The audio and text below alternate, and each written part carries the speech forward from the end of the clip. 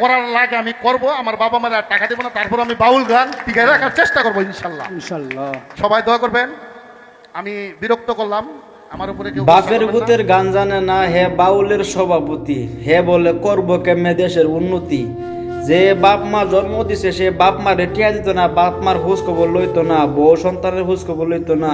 হে বলে ইনশাল্লাহ বাউল গানে উন্নত করব।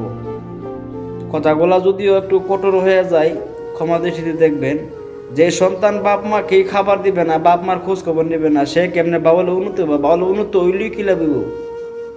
বাউল গান আর বাউল নাই রে, হয়েছে যাত্রার মঞ্চখানা। বাউল গানটা নষ্ট করছে কিছু কমিটির লোকজনা। কমিটির লোক যেমনি চালায়, মঞ্চে মেয়ে দিয়ে পুতুল খেলায়, তারা যেমনি বলে এমনি করে, তার বাইরে কিছু না। বুঝনি বাজান?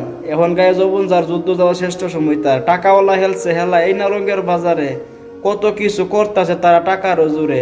যার মানিবে টাকা ভরা তার পিছনে সবাই দৌড়া, বুঝে না রে কালা আর দলা। বুড়া হইলে সমস্যা নেই, টাকা থাকলে সারে।